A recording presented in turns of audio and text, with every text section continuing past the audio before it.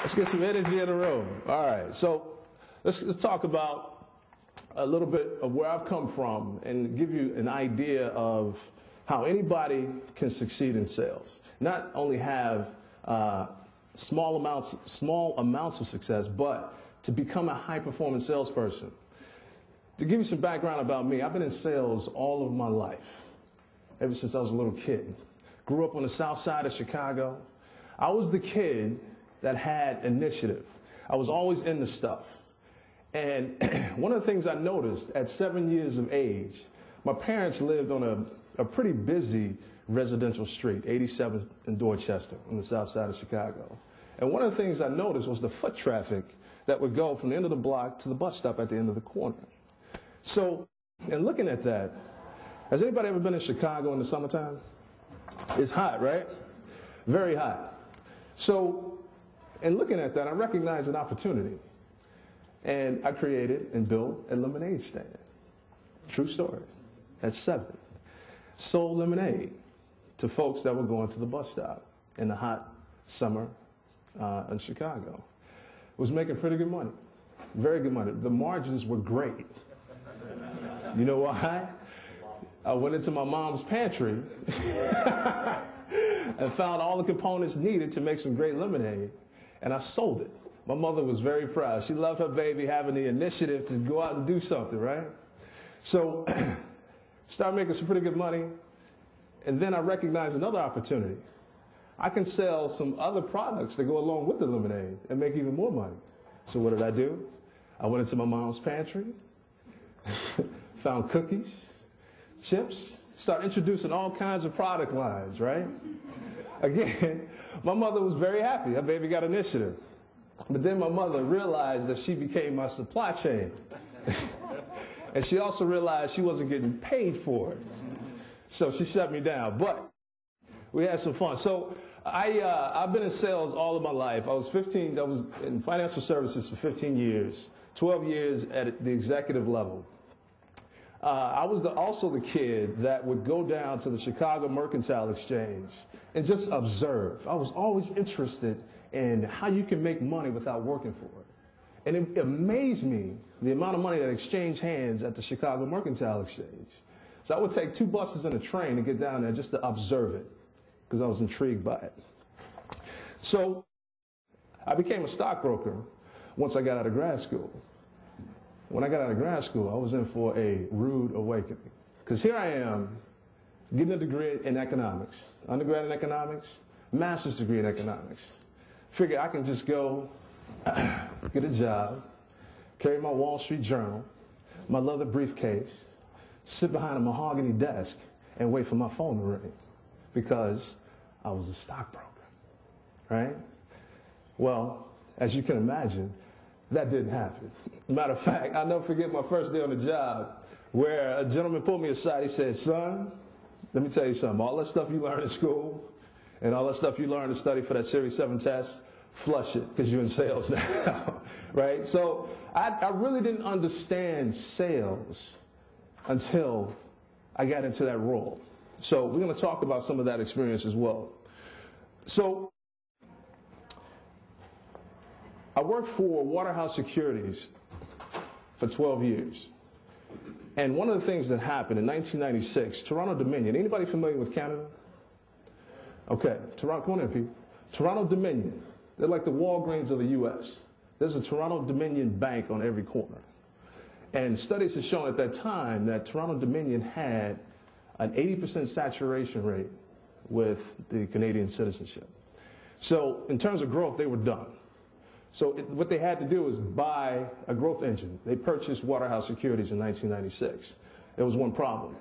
Waterhouse Securities was a very reactive organization. It was a discount brokerage firm that would basically handle customer service calls from customers wanting to place trades for the stock market. I was part of the team that transitioned that entire business. We had to flip the business model from being reactive to proactive. Now, anybody that's ever gone through that experience know that that is not an easy task, right? We put customer service reps in the sales positions that they didn't want to be in. We hired sales professionals from the outside that ended up being sales refugees. So we had a lot of challenges, but out of that experience came a sales system that we created because we had to get smarter about our business. So in using that system, my teams led the country in a number of things. Productivity per rep, employee and customer satisfaction, and assets under management. Now, listen when I tell you, we flipped a $40 billion business unit and created a $60 billion business unit in 18 months. That is unheard of. You don't do that by accident. So the way we did it, we're going to talk about it today in the 7 keys. Just a couple other items. I used to teach at the University of Colorado, got a master's in economics. For whatever reason, I am intrigued by economics and making money. So that's one of my passions. I founded the McKinnis Consulting Group 3 years ago because after 3 different stints at Toronto Dominion where we flipped business units, multi-billion-dollar business units, my team and I got smart. We started thinking, well, if we can do this here, we can do it anywhere. And we are. So we got three objectives we want to cover today. First thing, we want to identify 3 common sales challenges that we all face as sales reps or entrepreneurs. Do we have any entrepreneurs in here? Okay, good. This is for you too. So don't unplug just because you're an entrepreneur. All right? So there's going to be some things in here for you as well. We also want to introduce the 7 keys to high-performance sales results. We're going to address 3 major sales myths that exist. We're trying, my whole mission and purpose with this company is to revitalize the world of sales. We're going to flip this thing completely. And then we're going to demonstrate how to strike a better work-life balance, because as salespeople, it's easy to get out of balance, right? So we're going to introduce some concepts that will help you with that as well. So let's talk about the sales riddles, the challenges. 3 basic challenges. Number 1, performance. There's always a challenge in sales. Secondly, unpredictable results. Again, a challenge that we face. Some of us, if we had to map out our results over a period of time, you graph it out, it looks like a roller coaster at an amusement park. Up and down, up and down. So what we're going to show you is a system that helps smooth that out so that you have sustainable results. And then inadequate coaching and development. How many of us feel like we're getting the adequate support on our jobs when it comes to training, sales training? Just one? That's what I thought. All right, so we're going to show you a system that you can use on your own so that you don't necessarily need further support. Let's talk about the personal impact of these. Stress. How many of us get stressed out? Right? I'm going to show you a way in which you can relieve that stress. Inconsistency. We talked about that a little bit already. Poor morale. This is a big enemy for salespeople because our results tend to ebb and flow with our morale, correct? Yep.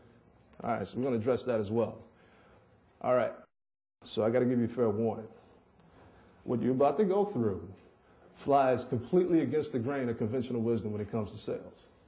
So I need you to have an open mind and understand that whatever you learned in sales, I'm not going to ask you to flush it,